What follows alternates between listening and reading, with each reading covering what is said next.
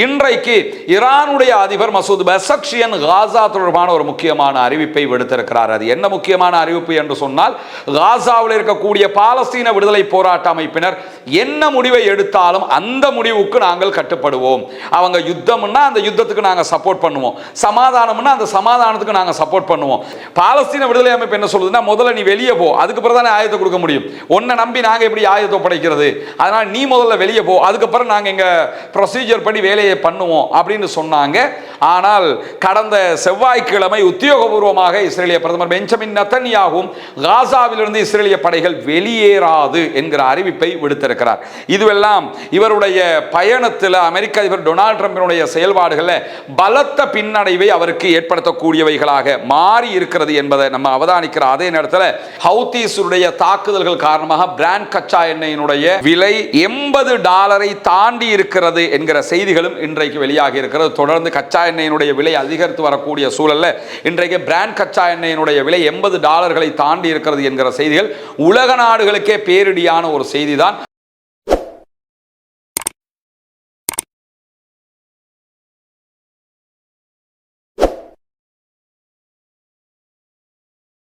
அன்றுக்கினிய சகோதர சகோதரிகளே, நம் அனைவர் மீதும் ஏக இறைவனுடைய அமைதியும் கருணையும் உண்டாகட்டுமாக என்கிற உயரிய பிரார்த்தனைகளோடு பாலஸ்தீனத்தில் ஆரம்பித்த இஸ்ரேலிய ஆக்கிரமிப்பு இராணுவத்தினுடைய தாக்குதல்கள் படிப்படியாக ஒவ்வொரு பகுதியாக வியாபிக்கப்பட்டு கடைசியில் ஈரானோடு போய் முட்டி மோதி ஒரு முடிவில்லாத தொடர்கதையாக மாறி இருக்கிறது.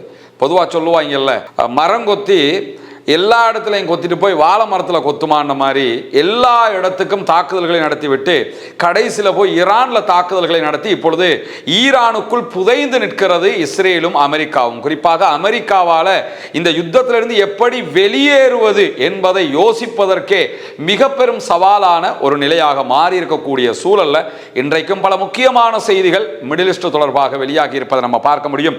குறிப்பாக அமெரிக்காவுடனான யுத்த நிறுத்தத்தின் போது ஈரான் ராணுவ பலத்தை அபரிமிதமாகவே அதிகரித்துக் கொண்டிருக்கிறது என்கிறது ஐஆர்ஜிசியினுடைய இன்றைய அறிவிப்பு பிரகாரம் செய்தி தொடர்பாளர் ஹுசைன் மொஹப்பி வெளியிட்டிருக்கக்கூடிய செய்திகளில் பேச்சுவார்த்தைகள் மீண்டும் தோல்வி அடைந்தால் பாரிய ஒரு யுத்தத்திற்கு ஈரான் தயாராகவே இருக்கிறது.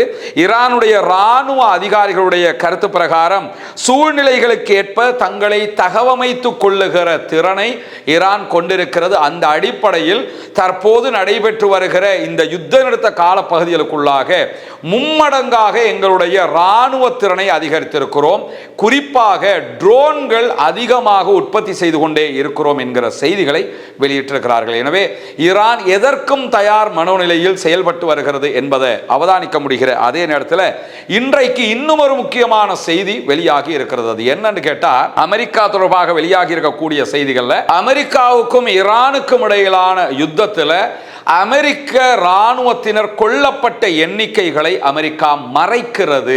அது தொடர்பாக எண்ணிக்கையை குறைத்து மதிப்பிடுவதற்காக வேறு ஒரு சிஸ்டத்தை அவங்க கடைபிடிக்கிறாங்க என்கிற செய்திகளை தி இன்டர்செப்ட் பத்திரிகை இன்றைக்கு வெளிப்படையாகவே ஆதாரங்களோடு வெளியிட்டிருப்பதை அல் ஜசீராவும் வெளியிட்டிருப்பதை நம்ம பார்க்க முடிகிறது. குறிப்பாக தி இன்டர்செப்ட் வெளியிட்டிருக்கக்கூடிய செய்திகள் அவர்கள் சொல்லுகிற மிக முக்கியமான செய்தி என்னன்னு கேட்டா, ஜூலை 7 முதலாக அமெரிக்கன் போர்சஸுக்கு ஏற்படக்கூடிய உயிரிழப்புகள் ஈரானுடனான அமெரிக்க யுத்தத்தின் ஒட்டுமொத்த எண்ணிக்கையில் சேர்க்கப்படவில்லை.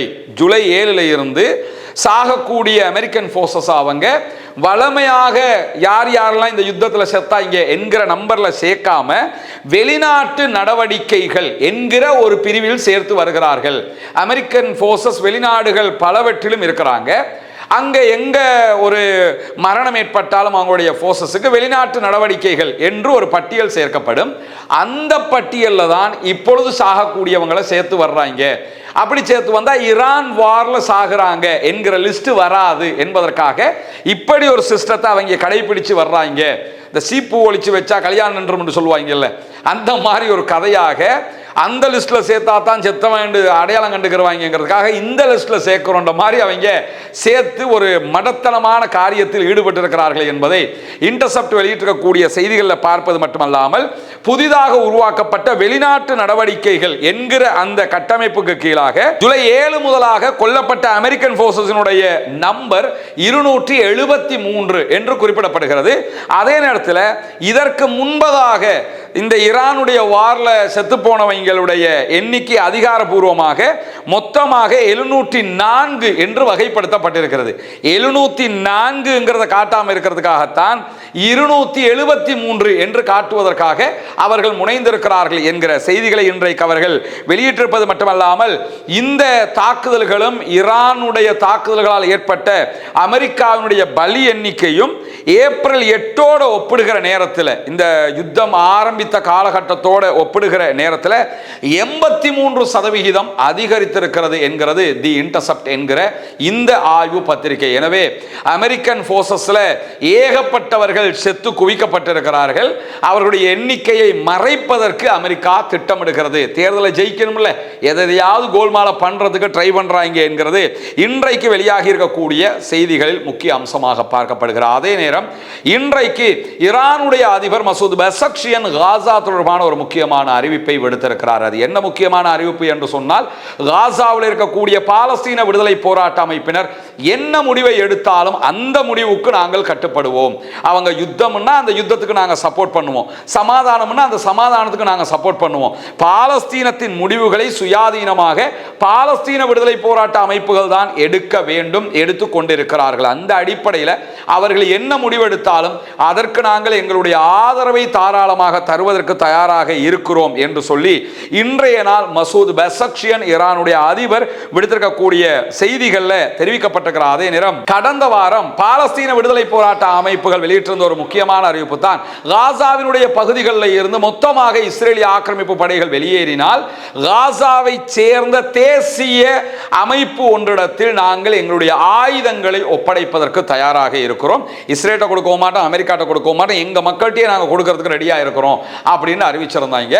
இந்த அறிவிப்புக்கு பிறகு அமெரிக்க அதிபர் டொனால்ட் ட்ரம்ப் ரொம்ப குஷி ஆயிட்டாரு. சூப்பர், நம்ம தேர்தலை இதை வச்சே மார்க்கெட் பண்ணிடலாம் என்கிற நிலைகள் எல்லாம் அவர் எடுத்திருந்தாலும், திடீர்னு இஸ்ரேலிய ஆக்கிரமிப்பு ராணுவம் என்ன அறிவிச்சாங்கன்னு கேட்டா, பாலஸ்தீன விடுதலை அமைப்பினர் முதல்ல ராணுவத்தை அவங்க ராணுவ தளவாடங்களை ஆயுதங்களை கீழே வச்சாங்கன்னா தான் நாங்க வெளியே போவோம்னாங்க. பாலஸ்தீன விடுதலை அமைப்பு என்ன சொல்லுதுன்னா, முதல்ல நீ வெளியே போ, அதுக்கு பிறகு தானே ஆயுதத்தை கொடுக்க முடியும், உன்னை நம்பி நாங்க எப்படி ஆயுதத்தை ஒப்படைக்கிறது, அதனால நீ முதல்ல வெளியே போ, அதுக்கப்புறம் நாங்க எங்க ப்ரொசீஜர் படி வேலையை பண்ணுவோம் அப்படின்னு சொன்னாங்க. ஆனால் கடந்த செவ்வாய்க்கிழமை உத்தியோகபூர்வமாக இஸ்ரேலிய பிரதமர் பெஞ்சமின் நெதன்யாகும் காசாவிலிருந்து இஸ்ரேலிய படைகள் வெளியேறா என்கிற அறிவிப்பை விடுத்திருக்கிறார். இதுவெல்லாம் இவருடைய பயணத்தில் அமெரிக்க அதிபர் டொனால்ட் ட்ரம்பினுடைய செயல்பாடுகளில் பலத்த பின்னடைவை அவருக்கு ஏற்படுத்தக்கூடியவைகளாக மாறி இருக்கிறது என்பதை நம்ம அவதானிக்கிற அதே நேரத்தில், இன்றைக்கும் தெற்கு லெபனான் மீது மீண்டும் தாக்குதல்களை ஆரம்பித்திருக்கிறது இஸ்ரேலிய ஆக்கிரமிப்பு படைகள் என்கிற செய்திகள் வெளியாகி இருக்கிறது. லெபனானில் இருக்கக்கூடிய ஹிஸ்புல்லாக்கள் யுத்த நிறுத்த மீறலில் ஈடுபட்டிருக்கிறார்கள் என்று கூறித்தான் இந்த தாக்குதல்களை அவங்க ஆரம்பிச்சிருக்கிறாங்க. இன்றைக்கும் ரோம்ல இஸ்ரேல் லெபனானுக்கும் இடையில பேச்சுவார்த்தைகள் நடைபெற்று வருகிறது, சமாதான பேச்சுவார்த்தைகள்.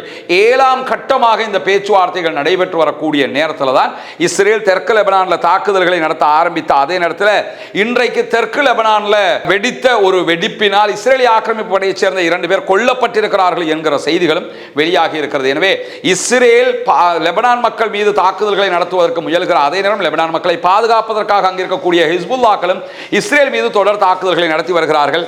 அதே நேரத்தில் தான் இந்த பேச்சுவார்த்தைகள் நடைபெறுகிறது. இந்த பேச்சுவார்த்தைகளில் தங்களுக்கு உடன்பாடு இல்லை என்பதை ஹிஸ்புல்லாக்கள் பலவிடுத்தம் சொல்லியும் விட்டார்கள் என்கிற நிலையிலையும் ஹிஸ்புல்லாக்களை தவிர்த்து விட்டு லெபனானுடைய கவர்மெண்ட் ஒரு பேச்சுவார்த்தைக்கு போயிருக்கிறாங்க. இது எந்த அளவு தூரம் சாத்தியப்படும் என்கிற கேள்விகளும் இருக்கக்கூடிய நிலையில தான் இன்றைய நாளில் மேலதிகமாக யமனை சேர்ந்த ஹூத்தி படைப்பிரிவினர் சவுதி அரேபியா மேல ஒரு முற்றுகை வைத்திருக்கிறார்கள். சவுதி அரேபியாவுடைய எந்த கப்பல்களும் யமனுடைய பாபல் மந்தப் கடல் பகுதியை ஒட்டி பயணிக்க கூடாது, அப்படி போனால் நாங்கள் தாக்குதல்களை நடத்துவோம் என்று அவர்கள் தாக்குதல் நடத்தி கொண்டிருக்கிறார்கள். 2015 முதலாக சவுதி அரேபியா யமனுடைய ஹூத்தி படைப்பிரிவின் மீது முற்றுகையை விதித்திருக்கிறது.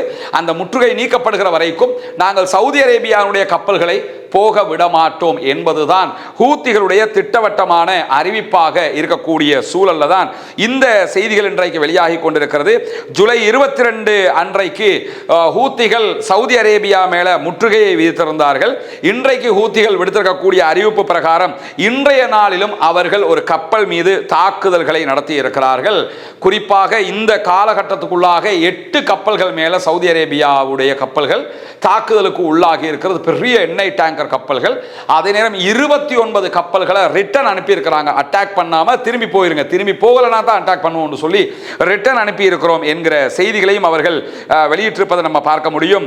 இந்த யமன்ல இருக்கக்கூடிய ஏடன் வளைகுடாவில் இருக்கிற பாபல் மந்தப் என்கிற பகுதிகளில் இருக்கிற துறைமுகம் யமன்ல இருக்கக்கூடிய ஹவுதீஸுக்கு ரொம்ப முக்கியமான துறைமுகம். யமனுக்குள்ள அவர்களுடைய ஆளுகை பகுதிகளுக்குள்ள வரக்கூடிய பொருட்களை 80-90% பொருட்கள் இந்த வழியாகத்தான் உள்ள வருது. அதை சவுதி அரேபியா தடுக்கிற காரணத்தினால தான் சவுதிக்கு போக வேண்டியதை நாங்க தடுக்கிறோம் என்று சொல்லி இவர்கள் தடுத்துக் கொண்டிருக்கிறார்கள் என்கிற செய்திகளையும் இன்றைக்கு ஹூத்திகள் வெளியிட்டுக் கொண்டிருக்கக்கூடிய சூழல்ல ஹவுதீஸுடைய தாக்குதல்கள் காரணமாக பிராண்ட் கச்சா எண்ணெயினுடைய விலை $80 தாண்டி இருக்கிறது என்கிற செய்திகளும் இன்றைக்கு வெளியாகி இருக்கிறது. தொடர்ந்து கச்சா எண்ணெயினுடைய விலை அதிகரித்து வரக்கூடிய சூழல்ல இன்றைக்கு பிராண்ட் கச்சா எண்ணெயினுடைய விலை $80 தாண்டி இருக்கிறது என்கிற செய்திகள் உலக நாடுகளுக்கே பேரிடியான ஒரு செய்தி தான். ஒரு பக்கம் ஹொர்முஸ் நீர்நிலை மூடப்பட்டிருக்கிறது, மறுபக்கமாக ரெட் சீல சவுதி அரேபியாவுடைய கப்பல்கள் போக முடியாத தடை விதிக்கப்பட்டிருக்கிறது.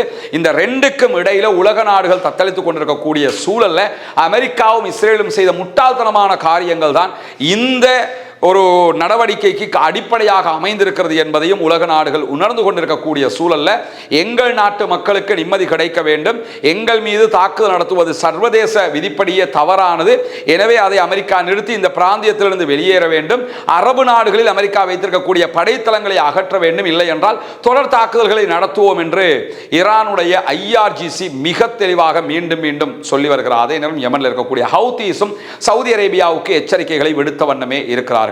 இன்றைக்கு வெளியாக இருக்கக்கூடிய மிக முக்கியமான செய்திகளுடைய தொகுப்பை தான் உங்களோடு பகிர்ந்து கொண்டிருக்கிறோம். தொடர்ந்து இணைந்திருங்கள். ரஸ்மின் மேசி நியூஸ் மற்றும் ரஸ்மின் டாக்ஸ் ஆகிய 2 சேனல்களோடு வரக்கூடிய செய்திகளை உடனுக்குடன் உங்களோடு பகிர்ந்து கொள்வதற்கு தயாராக இருக்கிறோம் என்கிற செய்திகளோடு ஆக்கிரமிப்புகள் ஓய வேண்டும், ஆக்கிரமிப்பாளர்களும் ஓய வேண்டும் என்கிற உயரிய பிரார்த்தனைகளோடு ஆக்கிரமிப்பாளர்களுக்கு எதிராக தொடர்ந்தும் ஜனநாயக ரீதியாக குரல் எழுப்புவோமாக. வாஹர் தஅவானா அல்ஹம்துலில்லாஹி ரப்பில் ஆலமீன்.